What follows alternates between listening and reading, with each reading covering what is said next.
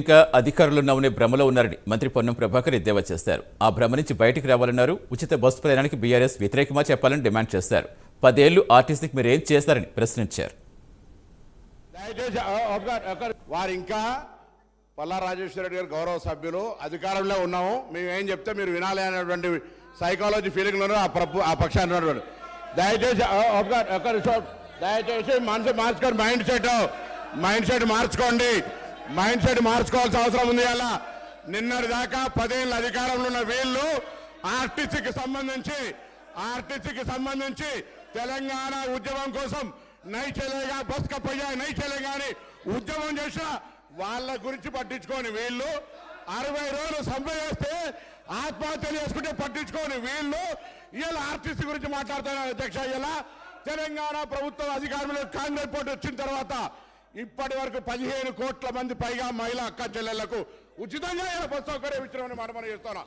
535 కోట్ల రూపాయల విలువ కలిగేటువంటి బస్ ఫేర్స్ ను ప్రభుత్వం భరించింది. అధ్యక్ష, ఇలా వీళ్ళు మాట్లాడుతున్నారు.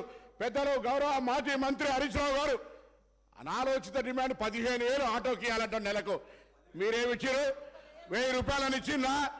ఒకవైపు ఆటో పన్ను రద్దు చేస్తున్నామని ఛానళ్ళ పేరు మీద 1000 రూపాయలు వీపులు కొట్టి ఆటో కార్మికుల దగ్గర పోయి మాట్లాడదాం.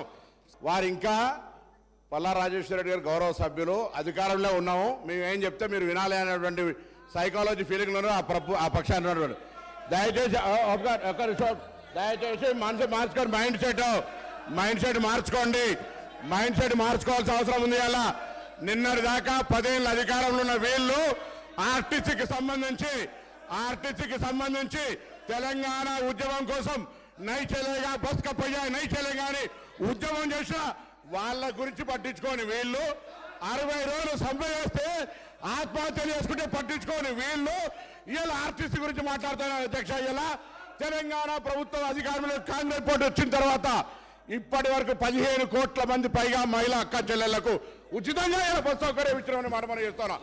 535 కోట్ల రూపాయల విలువ కలిగేటువంటి బస్ ఫేర్స్ ను ప్రభుత్వం భరించింది. అధ్యక్ష, ఇలా వీళ్ళు మాట్లాడుతున్నారు.